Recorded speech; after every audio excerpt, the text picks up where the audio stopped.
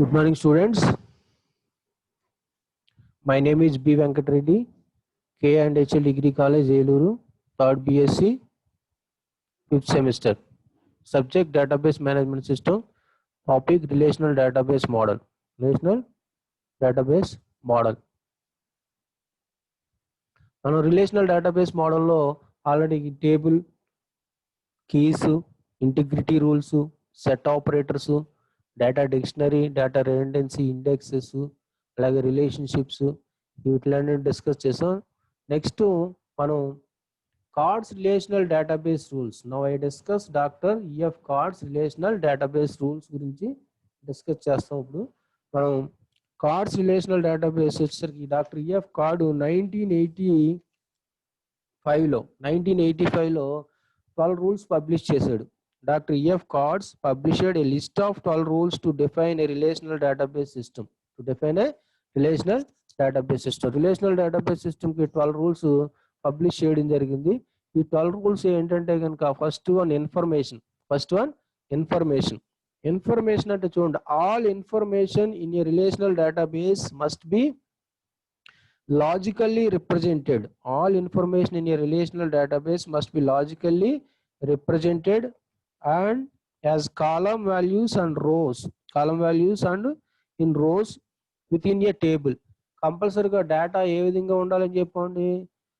Relational database లో composed of rows and columns ఇట్లా టాబులర్ format లో డేటా ప్రెజెంట్ చేయాలి. ఈ టాబులర్ ఫార్మేట్ లో ఒక టేబుల్ లా క్రియేట్ చేయాలి. టేబుల్ అంటే ఇక్కడ మనం ఏం చెప్పాం, రిలేషన్ అని కాల్ చేస్తాడు EF card. Table rows columns ఉంటే రోస్ ని టుపుల్ అంటాడు, కాలమ్స్ ని అట్రిబ్యూట్స్ అని కాల్ చేయడం జరుగుతుంది. అట్లాగే ఇక్కడ టాబులర్ ఫార్మేట్ లో డేటా ప్రెజెంట్ చేయాలి కంపల్సరీగా. All information in a relational database must be logically represented column values in rows logically represented column values in rows within a table. కంపల్సరీగా ఎలా ఉంటుందండి, టాబులర్ ఫార్మ్ ఒక టేబుల్ రూపంలో క్రియేట్ చేయాలి. టేబుల్లో కాలమ్స్ రోస్ ఉంటాయి. కాలమ్స్ ని అట్రిబ్యూట్స్ అంటాం, రోస్ ని టుపుల్స్ అంటాం. ఇక్కడ సెకండ్ వన్ ఏంటండి, guaranteed access. Every value in a table is guaranteed to be accessible. టేబుల్లో ఉండే each and every value guaranteed accessible అయి ఉండాలి. Guaranteed accessible through a combination of table name and column name and primary key value. Table name ని, table లో ఉండే column name ని, అలాగే primary key value ఏదైతే ఉంటుందో దాన్ని యూజ్ చేసి టేబుల్లో ఉండే వాల్యూస్ ని కంపల్సరీగా యాక్సెస్ చేసే విధంగా ఉండాలి. Every value in a table is guaranteed to be accessible. ప్రతి వాల్యూ యాక్సెసిబుల్ అయి ఉండాలి. ఇక్కడ దేని ద్వారా అండి, through a combination of table name, column name and primary key value. Table name అలాగే column name primary key values use చేసి access చేయగలగాలి. Next third one systematic treatment of nulls. Null అంటే ఇక్కడ ఒక స్పెషల్ క్యారెక్టర్ ఉంటుంది relational database లో. Null is nothing అంటాం. Null అంటే నల్స్ must be represented and treated as systematic way. Nulls must be represented and treated in a systematic వేలో represent చేయాలి, అట్లాగే ట్రీట్ చేయాలి. ఈ నల్స్ అనేవి ఏంటండి, independent of data type data type కి ఇండిపెండెంట్ గా ఉండాలి. నల్ అంటే నథింగ్. మనం జనరల్ గా టేబుల్లో మార్క్స్ ఉన్నాయనుకోండి, ఫర్ ఎగ్జాంపుల్ అక్కడ ఏమి లేకపోతే 0 అసైన్ చేస్తాం, టేబుల్ మార్క్స్ 0 అని. సపోజ్ నేమ్ ఏమన్నా ఉందనుకోండి, నేమ్ మనం అక్కడ ఏమైనా స్పెసిఫై చేయకపోతే ఎంటీగా వదిలేస్తాం. అలా వదలకుండా ఒక నల్ క్యారెక్టర్ ఇన్సర్ట్ చేస్తారు. ఇక్కడ నల్ అంటే నథింగ్, ఏమి 0 కానీ స్పేస్ కానీ అక్కడ డేటా కానీ ఏమీ లేకపోవడం ఏమంటాం అండి, నల్ అంటాం. Null is independent from data type data type కి ఇండిపెండెంట్ గా ఉండాలి. Nulls must be represented and treated as a systematic వేలో ట్రీట్ చేయాలి వాటిని. అలానే nulls, systematic treatment of nulls అన్నమాట. నల్స్ ఉంటుంది. Next dynamic online catalog based on the relational model. System catalog already చెప్పాం లాస్ట్ క్లాస్ లో. సిస్టమ్ క్యాటలాగ్ కంటైన్స్ మెటాడేటా అంటే the metadata must be stored and managed as ordinary data. Metadata must be stored and managed as ordinary data, that is a table within the database, such as must be available to authorized users, uses a standard database relational language. Authorized users use చేయాలి అంటే dynamic online catalog based on the relational model. అంటే ఇక్కడ ఎలా ఉంటుందంటే కనుక system catalog maintains metadata మెటాడేటాని maintain చేస్తుంది system catalog. Dynamic online catalog ఉండదు. ఆన్లైన్ అంటే మీకు తెలిసిందే కదా. Data must be metadata must be stored and managed as ordinary డేటాని ఎలా అయితే మేనేజ్ చేస్తాం అలాగే మెటాడేటా కూడా మేనేజ్ చేసే విధంగా ఉండాలి. That is a tables within the database. That is in tables రూపంలోనే ఉండాలి డేటాబేస్ లో. Such as must be available to authorised users. Such data must be available to authorised users. ఆ data అంతా కూడా authorised users ఎవరైతే ఉంటారో వాళ్ళందరికీ కూడా అవైలబుల్ గా ఉండాలి, ఓపెన్ చేసి చూసుకునే విధంగా ఉండాలి. Using and standard database relational language. Standard database relational languages అంటే standard database relational language RDBMS కి ఇక్కడ SQL structured query language use చేస్తాం. స్ట్రక్చర్డ్ క్వరీ లాంగ్వేజ్ యూజ్ చేసి చేయడం జరుగుతుంది. Comprehensing data sub languages. Next comprehensive data sub languages. The relational database may support many languages. Relational database ఏం చేస్తుందంటే may support many language, చాలా languages support చేస్తుంది. It must support one well defined declarative language with support for data definition, view definition, data manipulation, integrity constraints, authorization and transaction management. ఇవన్నీ మనం ఏవైతే చెప్పాము ఇప్పుడు అంటే relational database may support many language, చాలా languages support చేస్తుంది. కానీ ఇక్కడ it must support one well defined, కంపల్సరిగా మనం ఇప్పుడు చెప్పే అన్ని సపోర్ట్ చేయాలి మనం యూజ్ చేసే సబ్ లాంగ్వేజ్. ఏంటంటే ఈ declarative language with support for data definition. Data definition అంటే టేబుల్స్ క్రియేట్ చేయడం, వ్యూస్ క్రియేట్ చేయడం, అట్లాగే ఫంక్షన్స్ క్రియేట్ చేయడం, ప్రొసీజర్స్ క్రియేట్ చేయడం, ఇదంతా డేటా డెఫినేషన్ లోకి వస్తుంది. డేటా డెఫినేషన్ లాంగ్వేజ్ లో 3 కమాండ్స్ ఉంటాయి DDL లో. Create, alter, drop. అంటే టేబుల్స్ క్రియేట్ చేయడం, అట్లాగే వ్యూస్ క్రియేట్ చేయడం, ఫంక్షన్స్ క్రియేట్ చేయడం, అట్లాగే ప్రొసీజర్ క్రియేట్ చేయడం, ఇండెక్స్ క్రియేట్ చేయడం, ఇవన్నీ కూడా డేటా డెఫినేషన్ లాంగ్వేజ్ లోకి వస్తుంది. అట్లాగే వ్యూ డెఫినేషన్, వ్యూని డిఫైన్ చేయాలి. వ్యూ అంటే virtual table. View is called virtual table. Virtual table ఏమంటాం, వ్యూ అంటాం. ఫిజికల్ గా డేటా ఏముండదు. View does not have any physical data. Physical data ఏముండదు. జస్ట్ ఏంటంటే ఇమేజ్ ఉంటుంది అంతే. డేటా నుంచి ఎప్పటికప్పుడు మనం డేటా తీసుకొచ్చి చూపిస్తుంది వ్యూ. మిర్రర్ ఇమేజ్ లాంటిది. బెస్ట్ ఎగ్జాంపుల్ చెప్పాలంటే మనం మిర్రర్ లో మనం చూసాం అనుకోండి, మనం కనిపిస్తాం మిర్రర్ లో, మనం ఉంటామా ఉండం, అట్లాగా వ్యూ డెఫినేషన్ అంటాం. Data manipulation means data manipulation లో DML అంటాం. DML కమాండ్స్ ఉంటాయి. DML లోకి వచ్చేసరికి select, insert, update, delete 4 commands ఉంటాయి. Select, insert, update, delete. Select అంటే డేటాని యాక్సెస్ చేయడానికి, అప్డేట్ అంటే డేటా మాడిఫై చేయడానికి, ఇన్సర్ట్ అంటే insert command is used to insert data into a table. Data table insert చేయడానికి, న్యూ డేటాని ఇన్సర్ట్ చేయడానికి. డిలీట్ అంటే అన్వాంటెడ్ అన్నెసరీ డేటా ఉంటే టేబుల్ నుంచి డిలీట్ చేయడానికి డిలీట్ కమాండ్ యూజ్ చేస్తాం. Data manipulation language. అట్లాగే ఇంటిగ్రిటీ కన్స్ట్రెంట్స్ ఉంటాయి. ఇంటిగ్రిటీ కన్స్ట్రెంట్స్ అంటే కన్స్ట్రెంట్ అంటే condition. Constraint means condition. A rule impose అనే column is called a constraint. ఒక కాలంలో ఏదైనా రూల్ ఇంపోజ్ చేస్తే దాన్ని కన్స్ట్రెంట్ అంటాం. ఇక్కడ ఈ రూల్ ఇంపోజ్ అనే column is called constraint. Constraint means condition. అంటే ఒక కాలంలో ఏదైనా కండిషన్ ఇంపోజ్ చేస్తే దాన్ని ఏమంటాం, కన్స్ట్రెంట్స్ అంటాం. ఇంటిగ్రిటీ కన్స్ట్రెంట్స్ ఉంటాయి. ఇక్కడ ఇంటిగ్రిటీ కన్స్ట్రెంట్స్ గురించి కూడా మనకి SQL లో వస్తుంది, సపరేట్ టాపిక్ ఉంటుంది ఇంటిగ్రిటీ కన్స్ట్రెంట్స్. అట్లాగా ఆథరైజేషన్ అంటే ఇక్కడ ఈచ్ అండ్ ఎవ్రీ యూజర్ కి ఆథరైజేషన్ అండ్ అథెంటికేషన్ ఉంటుంది. ఎవరు పడితే వాళ్ళు డేటాని యాక్సెస్ చేయడానికి పాసిబిలిటీ ఉంటుంది. ఆథరైజేషన్ అండ్ అథెంటికేషన్ ఉంటుంది. అంటే user name and password assign చేస్తారు. Each and every user name password తోనే ఎంటర్ అవ్వాలి డేటాబేస్ లో. అట్లాగే ట్రాన్సాక్షన్ మేనేజ్మెంట్ వచ్చేసరికి ఈ కమాండ్స్ ఉన్నాయి చూడండి. అక్కడ మనకి commit and roll back. Database లో డేటాని ఏదైనా మనం పర్మనెంట్ గా సేవ్ చేయాలి అనుకుంటే కనుక ట్రాన్సాక్షన్ చేసిన తర్వాత ఇన్సర్ట్ కానీ అప్డేట్ కానీ డిలీట్ కమాండ్స్ కానీ అప్లై చేసిన తర్వాత దాన్ని పర్మనెంట్ గా డేటాబేస్ లో సేవ్ చేయాలి అనుకుంటే కనుక you can apply commit command.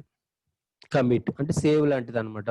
Best example save command ఎలా అప్లై చేస్తాం మనం డేటా జనరల్ గా ఎక్సెల్ లో కానీ వర్డ్ లో పవర్ పాయింట్ లో ఏదైనా చేసిన తర్వాత అది డిస్క్ లో స్టోర్ చేయాలంటే సేవ్ కమాండ్ అప్లై చేస్తాం. అట్లాగే డేటాబేస్ లో డేటా సేవ్ చేయాలి అనుకుంటే కనుక పర్మనెంట్ గా you can apply commit command apply చేయాలి. అలాగే రోల్ బ్యాక్ ఉంటుంది ట్రాన్సాక్షన్ మేనేజ్మెంట్ లో. ఇంకోటి ఏముంటుంది roll back.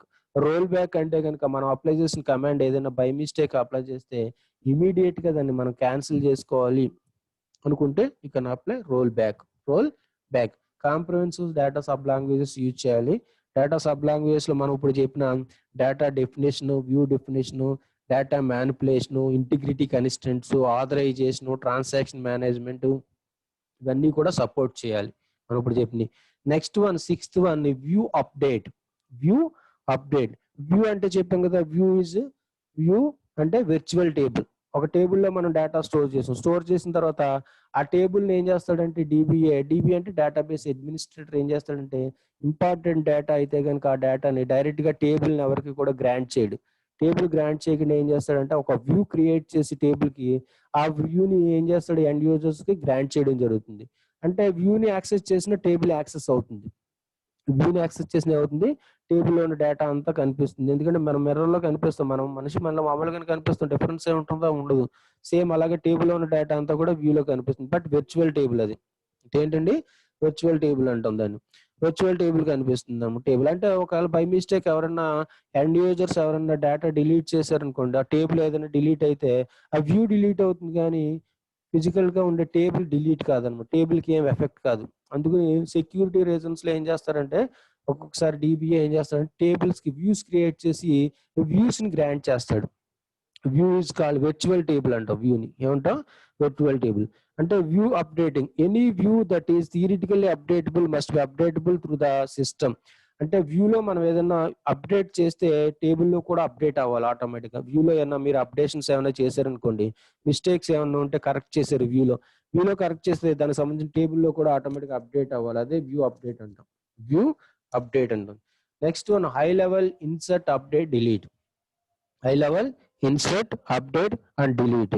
Databases must be support to set level insert update and delete. Set level అంటే at a time number of records ని insert చేయగలగాలి, at a time number of records ని update చేయగలగాలి, at a time number of records ని ఏం చేయాలి delete చేయాలి. అదే high level insert update and delete అంటాం. అంటే ఫర్ ఎగ్జాంపుల్ ఎంప్లాయీస్ కానీ షేర్ హోల్డర్స్ కానీ నంబర్ ఆఫ్ పర్సన్స్ ఉంటారు. అట్ ఏ టైం అందరికి మనం ఒకేసారి డేటా ఇన్సర్ట్ చేయడం, ఒకేసారి డేటా ఏదైనా శాలరీస్ పెరిగినాయి అనుకోండి 10%, అందరికి ఒక కమాండ్ తో శాలరీస్ పెంచేయాలి, ఆటోమేటిక్ అప్డేట్ అయిపోవాలి 10%. అలాగే ఏదైనా గ్రూప్ డిలీట్ చేసేయాలంటే ఆ గ్రూప్ లో ఉన్న డేటా అంతా కూడా అట్ ఏ టైం మనం డిలీట్ చేయగలగాలి. దాన్ని ఏంటండి high level insert update delete. అంటే టైం సేవ్ అవుతుంది. టైం ఏమవుతుంది సేవ్ అవుతుంది. Next one physical data independence. Physical data independence. Application programs and ad hoc facilities are logically unaffected. Logically, application programs కానీ ad hoc facilities కానీ are logically unaffected where physical access methods or storage structures are changed. Physical access methods కానీ storage structures కానీ ఏమైనా change చేస్తే కనుక application ప్రోగ్రామ్స్కి ఏమీ effect అవ్వకూడదు. అంటే డేటా ఒక లొకేషన్లో ఉంటుంది, అప్లికేషన్ వేరే ఉంటుంది. ఇక్కడ ఆ డేటాలో మీరు ఏమన్నా ఫిజికల్ స్టోరేజ్ స్ట్రక్చర్స్ లో ఏమైనా చేంజెస్ చేస్తే కనుక ఆ చేంజెస్ అన్ని కూడా అప్లికేషన్ ప్రోగ్రామ్స్ కి ఏమి ఎఫెక్ట్ అవ్వకూడదు. కానీ ఫైల్ సిస్టమ్ లో ఇంత ముందు చెప్పాం కదా, ఏమన్నా డేటాలో మాడిఫికేషన్ చేస్తే అప్లికేషన్ ప్రోగ్రామ్ లో కూడా మాడిఫై చేయాలని చెప్పాం. ఎందుకంటే డేటా డిపెండెన్స్ కాబట్టి. అది డేటా డిపెండెన్స్. ఇక్కడ data independence, physical data independence అయి ఉండాలి.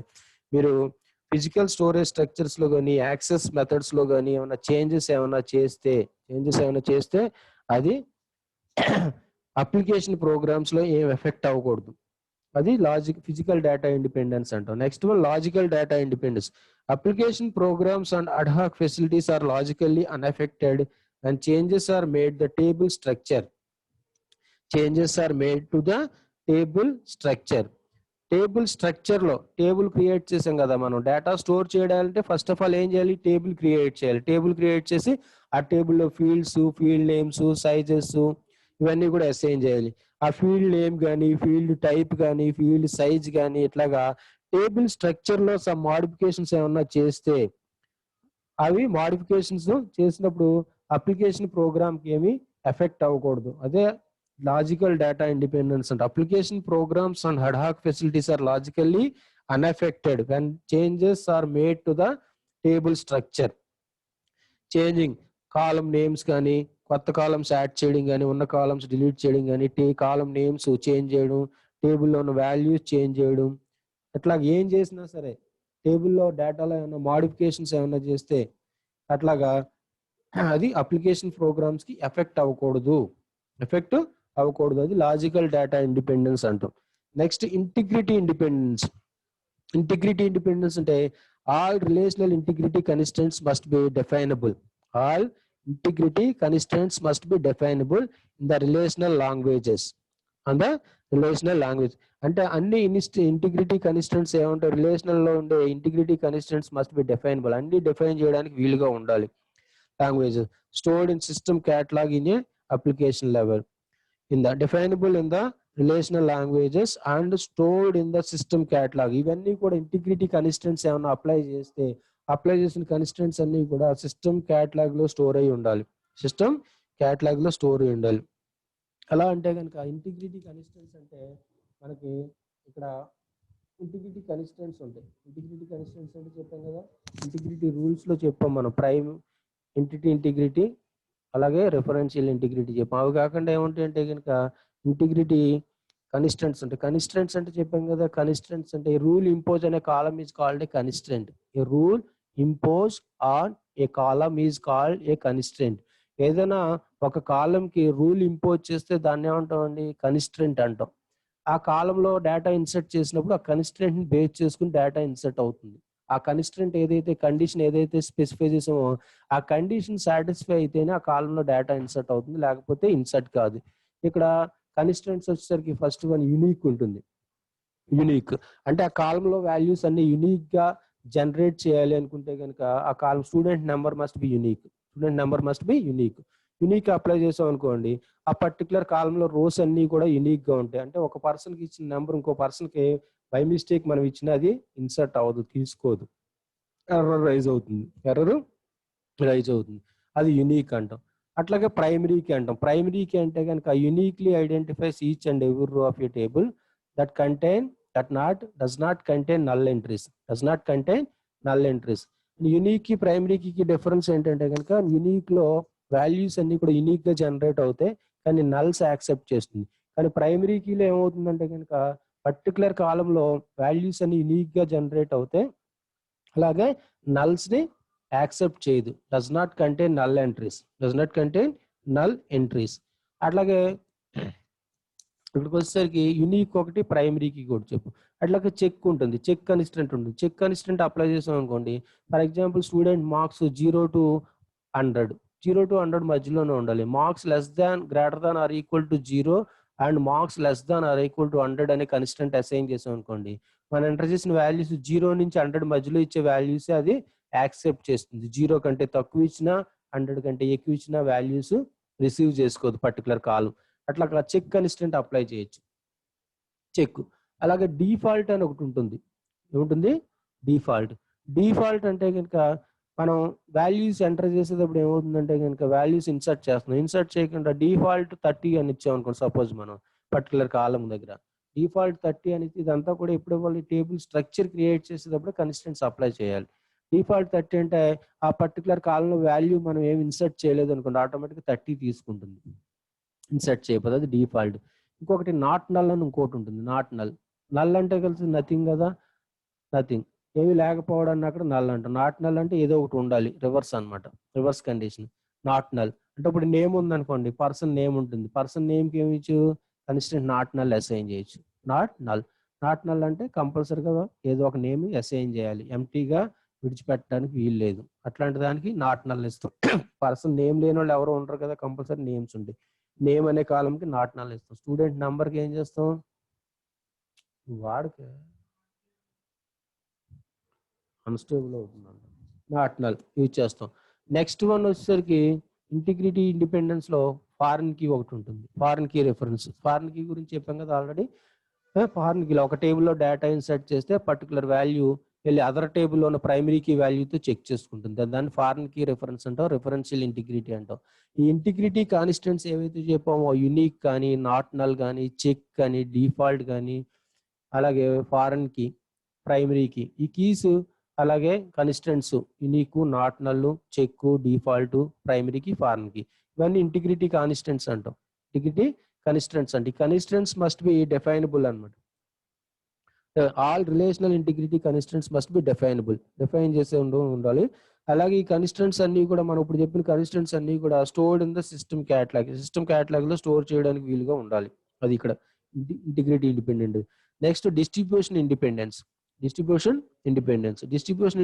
అంటే the user and application programs are unaffected by the data location.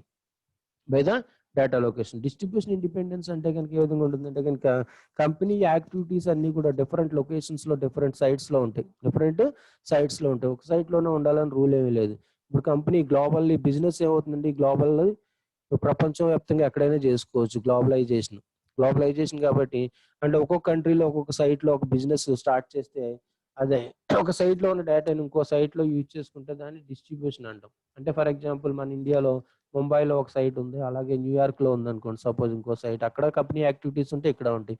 అక్కడ సర్వర్స్ మెయింటైన్ చేస్తారు, నోట్స్ మెయింటైన్ చేస్తారు. ఇక్కడ సర్వర్ నోట్స్ మెయింటైన్ చేసి ఇక్కడ లొకేషన్ లో ఉన్న డేటా ఆ లొకేషన్ షేర్ అవుతుంటుంది, ఆ లొకేషన్ లో ఉన్న డేటా ఈ లొకేషన్ లోకి షేర్ అవుతుంటుంది. దాన్ని డిస్ట్రిబ్యూషన్ అంటాం. డేటా డిస్ట్రిబ్యూషన్ అంటాం దాన్ని. డేటా డిస్ట్రిబ్యూషన్ ఇచ్చినప్పుడు ఏమవుతుందంటే కనుక వేరే మన లొకేషన్ లో డేటా వేరే లొకేషన్ వాళ్ళు యూజ్ చేసినప్పుడు డేటా అన్ఎఫెక్టెడ్ అయి ఉండాలి. ఎఫెక్ట్ అవ్వకూడదు. డేటా అన్ఎఫెక్టెడ్ అంటే డేటాలో లాస్ అవ్వడం కానీ, డేటా డిలీట్ అవ్వడం కానీ, డేటా మాడిఫై చేయడం అవేమి ఉండకూడదు. డేటా అవైలబిలిటీ ఉంటుంది. దాన్నే డిస్ట్రిబ్యూషన్ ఇండిపెండెన్స్ అంటాం. అంటే మన డేటా వాళ్ళు షేర్ చేసుకున్నా మన డేటా అన్ఎఫెక్టెడ్ అయి ఉండాలి. అది డిస్ట్రిబ్యూషన్ ఇండిపెండెన్స్ అంటాం. నాన్ సబ్వర్షన్ ఉంటుంది అనమాట. ఇంకోటి లాస్ట్ వన్. నాన్ సబ్వర్షన్ అంటే if the system supports low level access to the data. Low level access అంటే single data item. Low level access of the data there must not be way the bypass the integrity rules. మనం access చేసినప్పుడు అంటే low level data access చేసినప్పుడు integrity rules bypass చేయకూడదు. అనమాట. There must not be a way to bypass the integrity rules the database. Integrity rules చెప్పాం కదా. Integrity rules constraints ఏముంటాయండి, unique, primary key, not null, check, default, foreign key. Integrity rules ని bypass అవ్వకూడదు low level data access చేసినప్పుడు. Low level data అంటే single data item. If the system supports low level access to the data low level access చేస్తే there must not be way to bypass the integrity rules